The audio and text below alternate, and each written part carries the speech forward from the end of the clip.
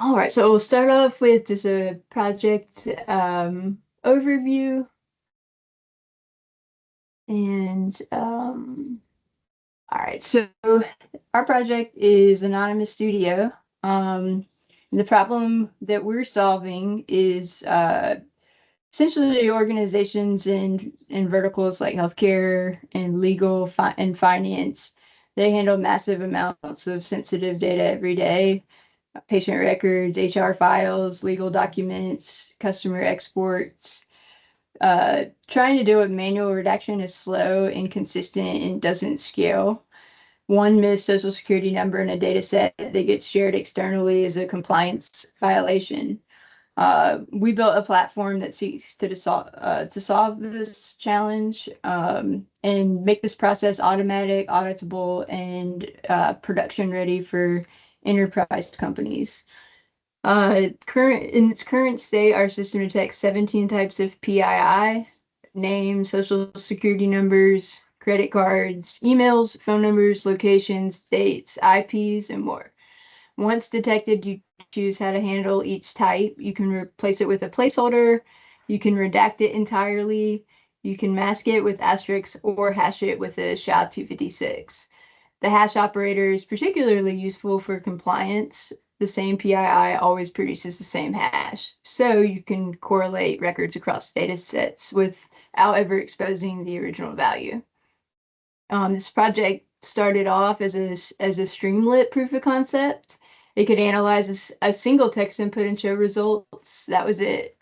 No batch processing, no persistence, no audit trail, no authorization. It was rebuilt from the ground up using the TAPI framework. It's a Python framework that allows for a lot of the orchestration of the backend processes. So now I'll hand it off to Sakshi and we'll walk through the text analysis and audit demo. Okay, so hi, my name is Takshi, and I worked on several parts of this project, like related to data handling, pipeline workflow, and improving the user interface.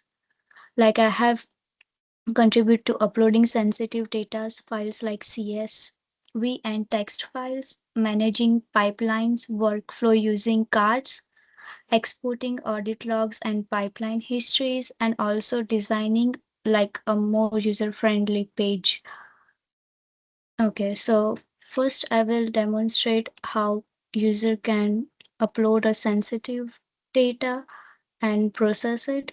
So here is our sample input, and when we click anonymize, like here, so this feature allows user to upload data uh, that may contain like personal information, and the system will automatically detect and anonymize it using fuzzy, like it will hide our person name, date of birth, email address, phone number, like every private information. Next I will demonstrate the pipeline. Okay, so like I also worked on pipeline workflow functionality, like where each data set it's represent as a card. This is the pipeline cards we have over here. So if we want to move our card, we can also move it. Like when we click forward, it will go to intake to progress, and then it will go to review. And last it will be done when. And then next I can show the audit logs. Okay, so here uh, here it has the audit logs. This feature is useful for auditing and reporting purpose, especially when organizers need to track like data's what proceed or not. Like when we click on here, it will download it the audit log report. And I have also create one user-friendly page like Analyze Studio page. Like it has a better layout. It has side by side. Okay, here. Like it has a side by side comparison of original and proceed data. It also improves visibility, like because of the limitation of Type E framework, it was difficult to fully integrate this UI into the main application. So like I made decision to revert these changes from the GitHub to maintain system stability. Okay, so All right. Hi, my name is Elijah. I contributed to the notification system, the OpenFGA permission, and a little bit debugging of the port configuration. So first I'm going to show the notification system. So the notification has a single function, and here it kind of builds around the notification for sending emails. So in our code, it will read two environmental variables, which is email user and email pass, which is for the password. And if there's any missing details, then it wouldn't throw a reception, except it will give you a printed debug banner. And this will deliver debug choices, and the email auth failures are completely silent at the SMT layer. So the server just closed the connection with no, useful errors. And if both sets are open to the connection, the SMTP Gmails on the ports of 58. It will upgrade the encryption channel, logins, and send a message, and it prints that the email debug emails was sent successfully, and it will take about 10 to 15 seconds for it to reach the user or whenever they click to a different screen. And this is within connection. So on the screen right now, you can see that you could turn on email notifications or in-app notifications. It worked both ways. Um, you will still receive the email notification depending on which user you get or you use. And it's pretty that simple. For the OpenFGA permission, um, we use what Microsoft usually uses um, I'm sorry, not Microsoft. We use the system Google uses to access their everyday drive files and every calendar event. It's more useful than any other that we found. And so for the Open FGA, how we use it is that it kind of restricts things for other roles. So for example, the developer role, here we go. So when we try to attest a card on the developers page, it will give them a notification that is saying they are unauthorized to use, and then we have to be a higher role than a developer in order to use this function. And then for our debugging of the port configuration, use Tabby's. The Tabby's default port is set to 5,000, and in the local dev container, port 5,000 is something already occupied. So on the PSS platform, we assign a random port via the port environment, and then we give variables in the app, and it must bind to its health check files. And there was no consistent way to override the port. So what I did was um, I tried to cast init with a try and accept. And that means it's a typo like tappy ports. So it does not, crash the app. and it logs a runtime warning and lets Tappy use its built-in function by default. And without the try and accept, the TAPL would raise an unhandled like value error before the GU runs. And as you know, it recalls giving me a confusing stack trace, so it doesn't clear the explanation. But after Tappy ports is checked for the first time or second time, um, it'll be able to run it through the same 5000 port without it getting crashed or sending you an error message saying that there is already a filter port being invalid. So it's easier for the Tappy port to override the 5000 port without using a different 800 or a 300 port.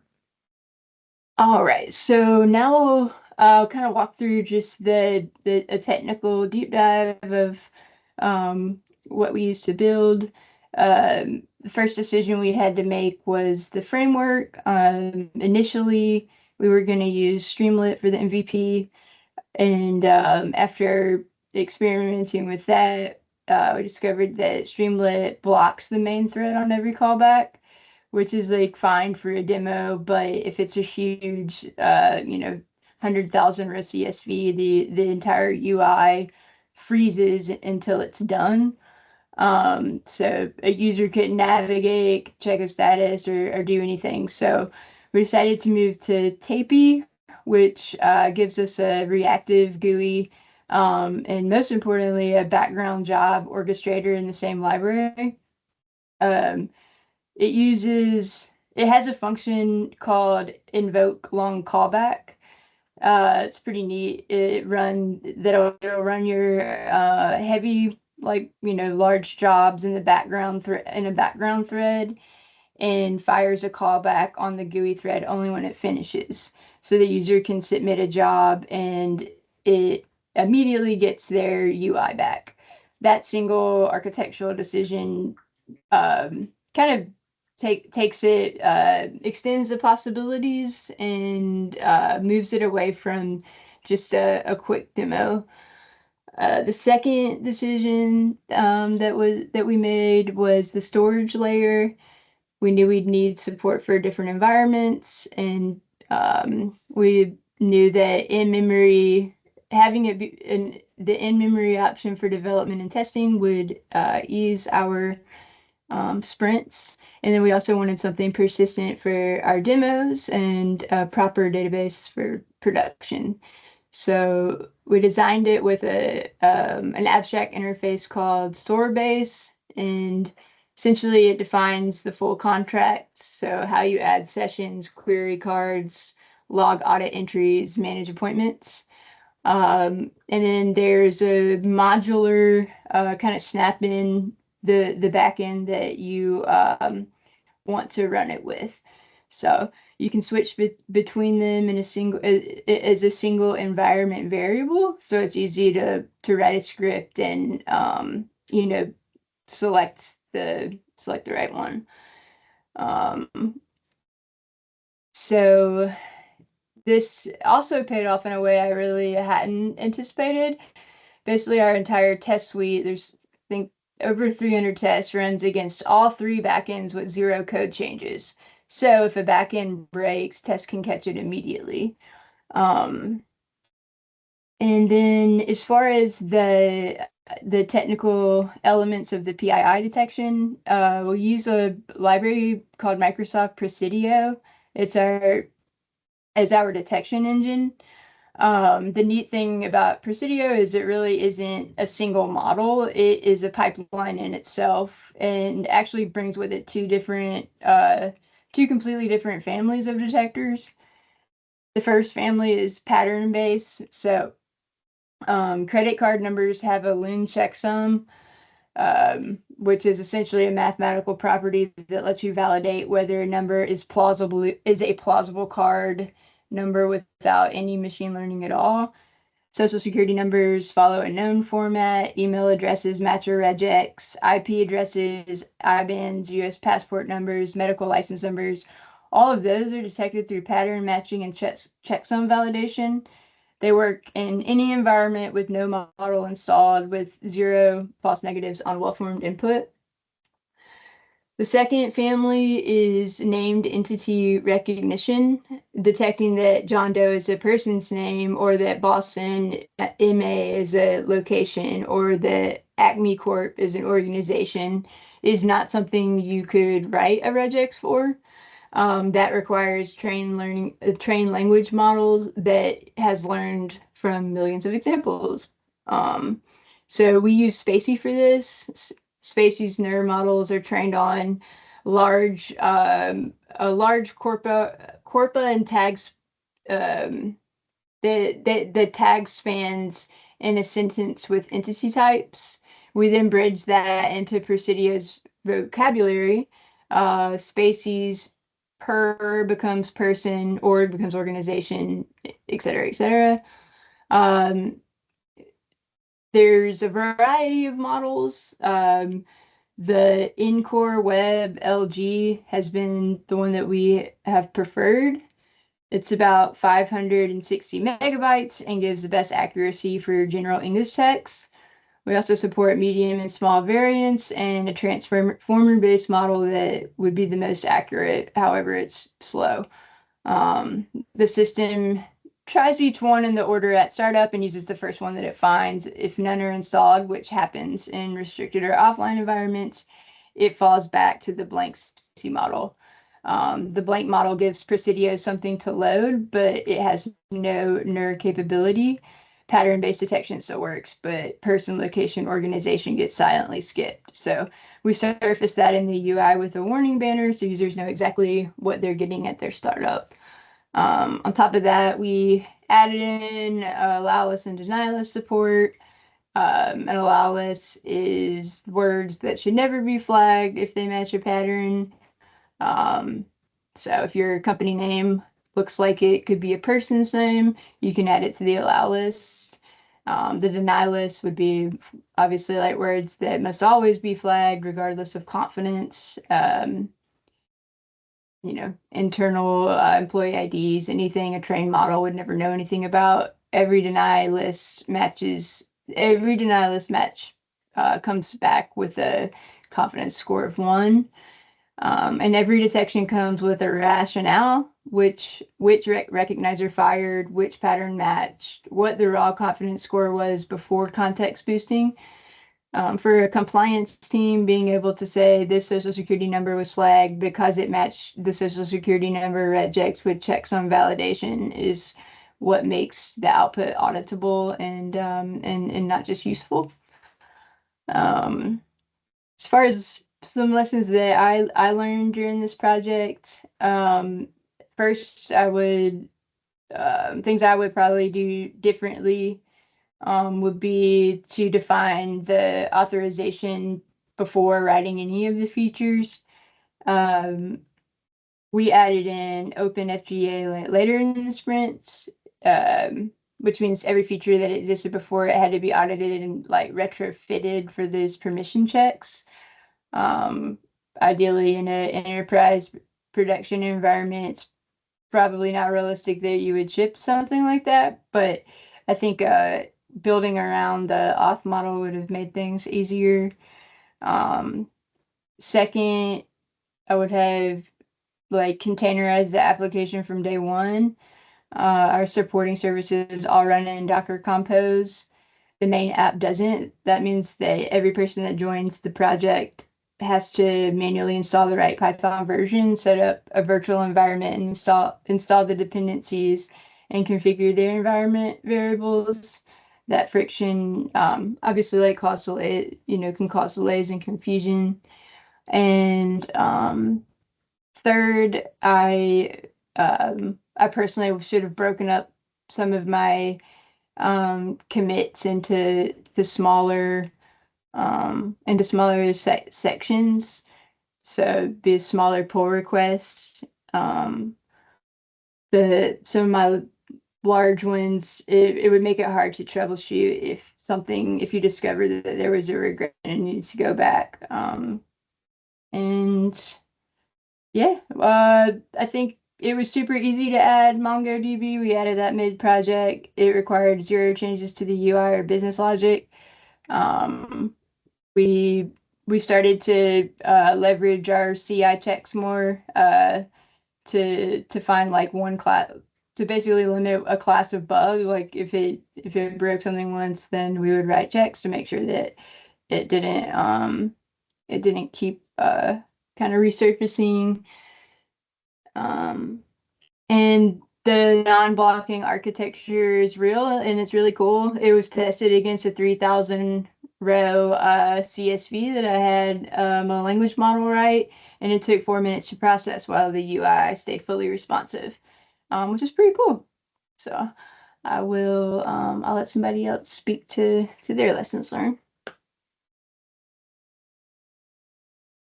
Okay, so while working on this project, one of the biggest technical challenge I faced was understanding how the front end and back end interact within the Type B framework.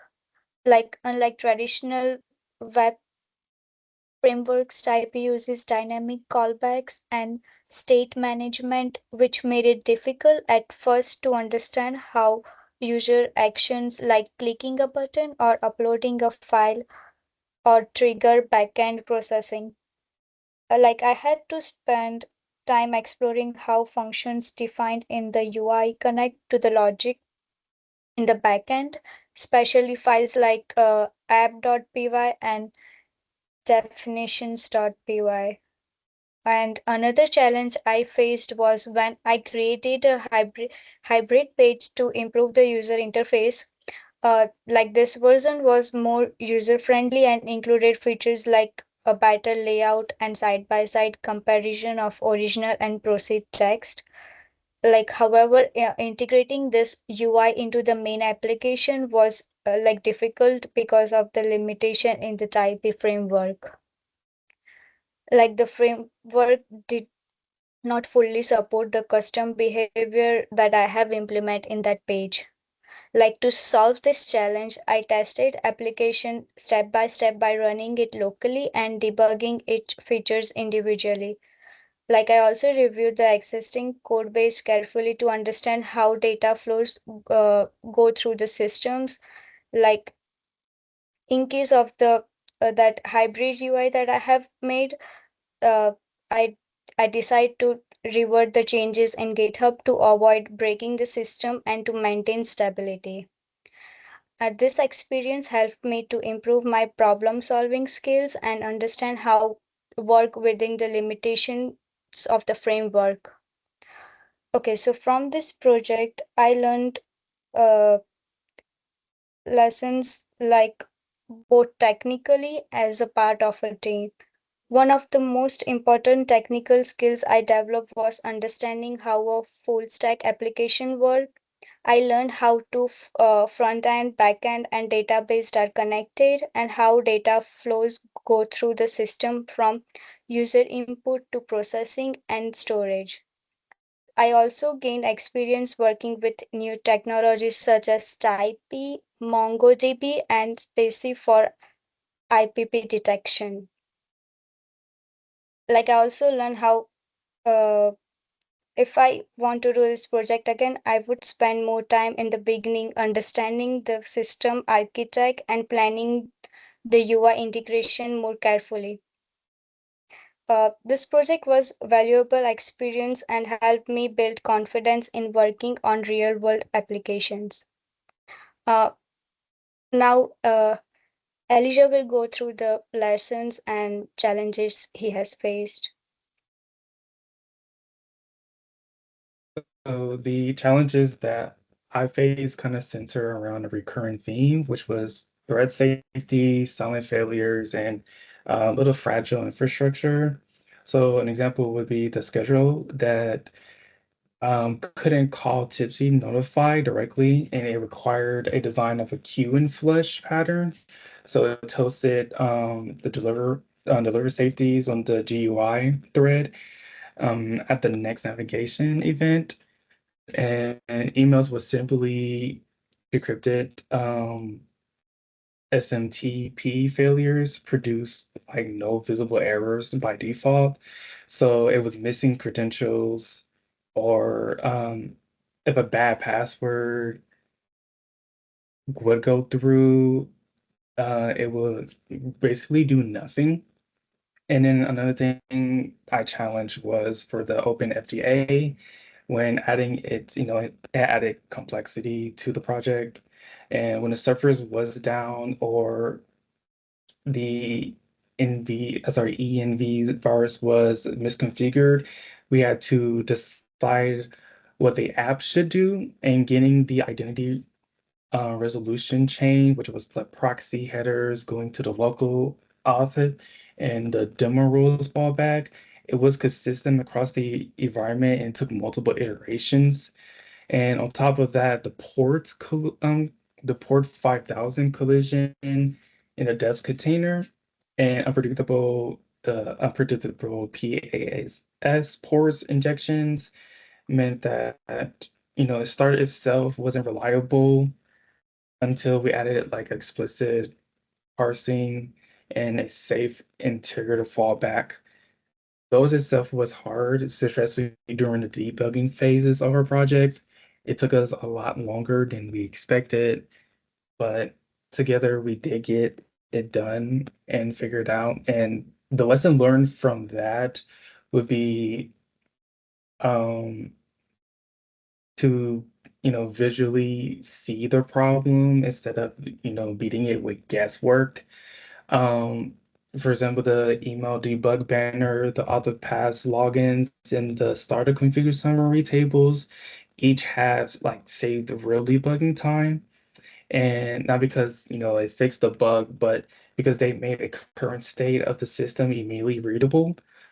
And the second lesson is that the save default have to be, international. I'm sorry, intentional. There was like fail clauses, authorizations, and bypasses modes for local devs. Those like both have to be explicit and logged, or developers either get false confidence that permissions are enforced, which took me a while with the OpenGFA. And then sometimes I would learn to spend time wondering why all the check passes would without a running FGA stack. That helped me through the FGA when going through the data and the infrastructure. And a good instrumentation and clear communication default turn out to matter more for demo reading than individual features. So those were the challenges and the lessons I learned from this project.